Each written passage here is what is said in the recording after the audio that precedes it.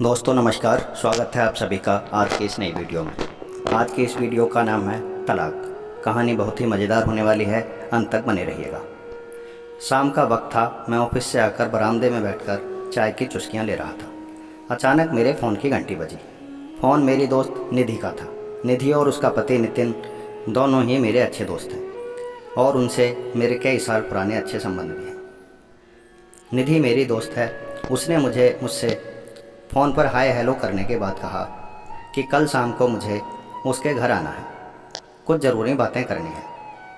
किसी गंभीर मुद्दे पर फ़ोन पर उसकी आवाज़ से मेरे मन में खटका हो चुका था कि कुछ ना कुछ गड़बड़ है। मैं शाम को उसके घर पहुंचा तो उसने चाय बनाई और मुझसे बात करने लगी। इधर उधर की बातें हुई। फिर उसने कहना शुरू कर दिया कि नितिन और उसकी अब अच्छी नहीं बन रही है और उसने उसे तलाक देने का फैसला कर लिया है। सुनकर मुझे ज़्यादा अजीब नहीं लगा, क्योंकि काफ़ी दिनों से उनके संबंध अच्छे नहीं चल रहे थे। यह मुझे जानकारी थी। मैंने पूछा कि नितिन कहाँ है, तो उसने कहा कि अभी कहीं गए हैं, बताकर नहीं गए। उसने कहा कि बात बात पर झगड़ा होता है और ये झगड़ा बहुत बढ़ गया है। ऐसे में अब एक ही रास्ता बचा है कि दोनों अलग हो जाएं, तलाक ले लें।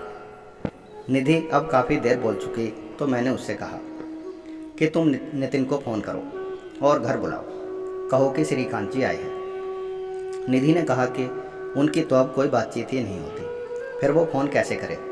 अजीब संकट था। निधि को मैं बहुत पहले से जानता हूँ कि नितिन से शादी करने के लिए उसने घर में कितना संघर्ष किया था। बहुत मुश्किल से दोनों के घर वाले राजी हुए थे। फिर धूमधाम से शादी हुई थी। ढेर सारी रस्म पूरी की गई थी। ऐसा लगता था कि ये जोड़ी ऊपर से ही बनकर आई है। दोनों की जोड़ी वाकई बहुत ही सुंदर थी। पर शादी के कुछ साल बाद ही दोनों के बीच झगड़े होने लगे। दोनों एक दूसरे को खरी खोटी सुनाने लगे और आज उसी का नतीजा था कि श्रीकांत यानी मैं निधि के सामने बैठा था, उनके बीच के टूटते रिश्तों को बचाने के लिए। खैर, निधि ने फ़ोन नहीं किया, मैंने ही फ़ोन किया और पूछा कि तुम कहाँ हो। मैं तुम्हारे घर पर हूँ, आ जाओ। नितिन पहले तो आनाकानी करता रहा, पर वो जल्दी ही मान गया और घर आया। अब दोनों के चेहरे पर तनातनी साफ नज़र आ रही थी। ऐसा लग रहा था कि कभी दो जिस्म एक जान कहे जाने वाले पति पत्नी आंखों ही आंखों में एक दूसरे की जान ले लेंगे। दोनों के बीच कई दिनों से बातचीत नहीं हुई थी। नितिन मेरे सामने बैठा था। मैंने उससे कहा कि सुना है तुम निधि से तलाक लेना चाहते हो। उसने कहा, हाँ बिल्कुल सही सुना है, अब हम एक साथ नहीं रह सकते। मैंने कहा, तुम चाहो तो अलग रह सकते हो, पर तलाक नहीं ले सकते। क्यों नहीं ले सकते? हम दोनों एक साथ बोल पड़े। मैंने कहा, क्योंकि तुमने निकाह तो किया ही नहीं है। अरे यार, हमने शादी तो की है। हाँ, शादी की है। शादी में पति पत्नी के बीच इस तरह अलग होने का प्रावधान नहीं है। अगर तुमने मैरिज की होती तो डाइवोर्स ले सकते थे। अगर तुमने निकाह किया होता तो तुम तलाक ले सकते थे। लेकिन क्योंकि तुमने शादी की है, इसका मतलब ये हुआ हिंदू धर्म और हिंदी में कहीं भी पति पत्नी के एक हो जाने के बाद अलग होने का कोई प्रावधान नहीं है। मैंने इतनी सी बात पूरी की और ये बात मैंने गंभीरता से कही थी, पर दोनों हंस पड़े। दोनों को साथ साथ हंसते देख मुझे बहुत खुशी हुई। मैंने समझ लिया था कि रिश्तों पर पड़ी बर्फ अब पिघलने लगी है।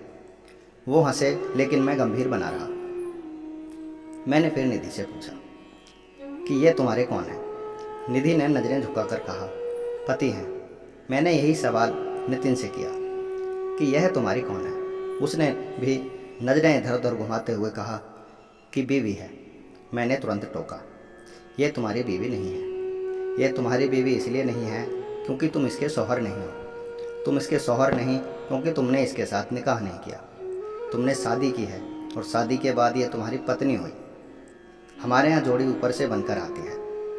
तुम भले सोचो कि शादी तुमने की है, पर यह सत्य नहीं है। तुम शादी का एल्बम निकाल कर लाओ, मैं सब कुछ अभी इसी वक्त साबित कर दूंगा।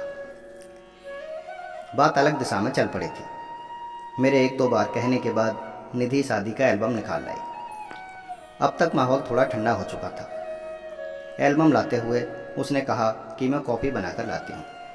मैंने कहा अभी बैठो, इन तस्वीरों को देखो।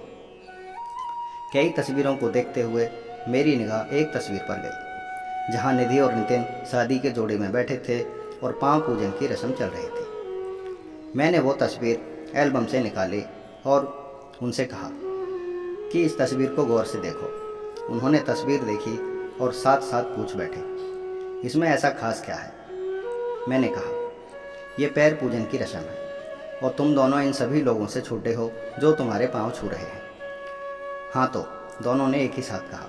मैंने समझाया, ये एक ऐसी रस्म है, ऐसी रस्म संसार के किसी भी धर्म में नहीं होती जहाँ छोटों के पांव बड़े छूते हों, लेकिन हमारे यहाँ शादी को ईश्वरीय विधान माना गया है। इसलिए ऐसा माना जाता है कि शादी के दिन पति पत्नी दोनों विष्णु और लक्ष्मी के रूप हो जाते हैं। दोनों के भीतर ईश्वर का निवास हो जाता है। अब तुम दोनों खुद सोचो कि क्या हजारों लाखों साल से विष्णु और लक्ष्मी कभी अलग हुए हैं? दोनों के बीच कभी झिकझिक हुई है?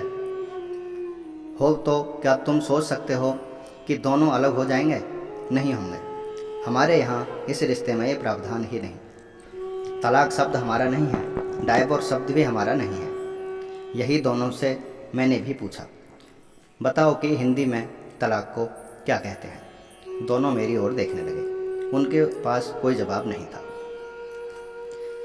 फिर मैंने ही कहा, दरअसल हिंदी में तलाक का कोई विकल्प ही नहीं है। हमारे यहाँ तो ऐसा माना जाता है कि एक बार एक हो गए तो कई जन्मों के लिए एक हो गए।